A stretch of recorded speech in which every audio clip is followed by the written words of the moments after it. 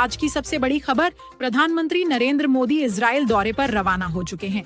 लेकिन सवाल ये है, ये दौरा इतना खास क्यों माना जा रहा है? क्या भारत कोई बड़ा रणनीतिक कदम उठाने जा रहा है?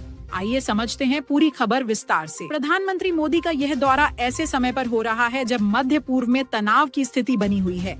इजराइल और आसपास के देशों के बीच हालात संवेदनशील हैं और दुनिया की नजरें इस क्षेत्र पर टिकी हुई हैं। ऐसे में भारत के प्रधानमंत्री का इजराइल जाना सिर्फ एक औपचारिक यात्रा नहीं माना जा रहा, बल्कि इसे एक बड़ा कूटनीतिक संदेश समझा जा रहा है। सूत्रों के मुताबिक इस दौरे में रक्षा सहयोग, तकनीकी साझेदारी, कृषि और जल प्रबंधन और व्यापार समझौते जैसे कई अहम मुद्दों पर चर्चा हो सकती है। भारत और इजराइल के रिश्ते पिछले कुछ सालों में काफी मजबूत हुए हैं। रक्षा क्षेत्र में इजराइल भारत का एक महत्वपूर्ण सहयोगी है। बताया जा रहा है कि इस यात्रा के दौरान दोनों देशों के बीच नई रक्षा डील पर भी चर्चा हो सकती है। अगर ऐसा होता है तो यह भारत की सुरक्षा व्यवस्था को और मजबूत करेगा। राजनीतिक विश्लेषकों का मानना है कि यह दौरा भारत आज बिहार में जो हुआ है उसने लोगों को चौंका दिया है। पटना में गोलीबारी, सिर्फ 100 रुपए के लिए मां की हत्या और शराबबंदी को लेकर सरकार के अंदर ही विवाद शुरू हो गया है। आखिर क्या हो रहा है बिहार में? जानिए आज की 10 सबसे बड़ी खबरें बिल्कुल सीधी भाषा में। नमस्कार, आप देख रहे हैं लाइव खबर 24। राजधानी पटना से बड़ी खबर सामने आई है। एक रिसेप्शन पार्टी के दौरान अचानक फायरिंग हो गई। हमलावरों ने 2 सगे भाइयों को निशाना बनाया। एक की मौके पर मौत हो गई, दूसरा गंभीर हालत में अस्पताल में भर्ती है। गोपालगंज से एक बेहद चौंकाने वाली घटना सामने आई है। सिर्फ 100 रुपए के विवाद में बेटे ने अपनी ही मां की हत्या कर दी। पुलिस ने आरोपी को गिरफ्तार कर लिया है। अब बात उस मुद्दे की जो बिहार की राजनीति को गर्म कर रहा है। शराबबंदी कानून को लेकर अब सरकार के सहयोगी दलों के बीच ही सवाल उठने लगे हैं। कानून की समीक्षा की मांग हो रही है, लेकिन सरकार अपने फैसले पर कायम है। अब देखना होगा क्या इस कानून में बदलाव होगा।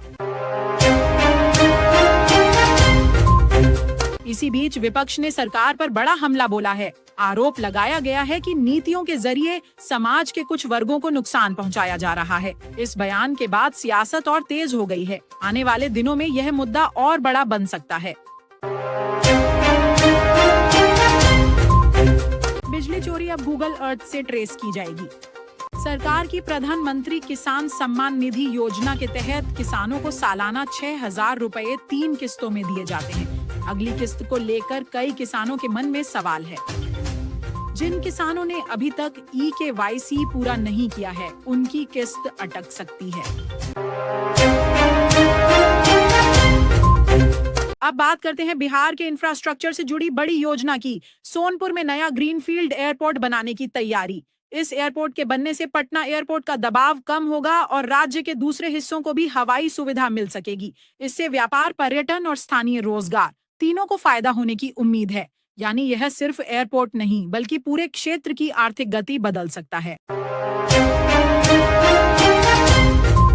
राज्य सरकार का फोकस है कि यहाँ AI और डिजिटल सेक्टर में निवेश आए। इसका मतलब क्या है? सीधी भाषा में समझें, अब कोशिश ये है कि बिहार के युवाओं को नौकरी के लिए बाहर न जाना पड़े, बल्कि टेक कंपनियां यहीं आएं और रोजगार यहीं मिले।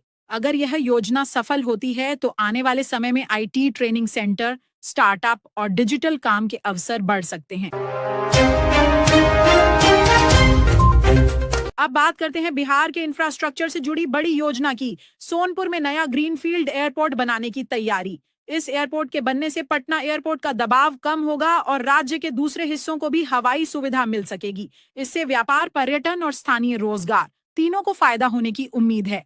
यानी यह सिर्फ एयरपोर्ट नहीं, बल्कि पूरे क्षेत्र की आर्थिक गति बदल सकता है।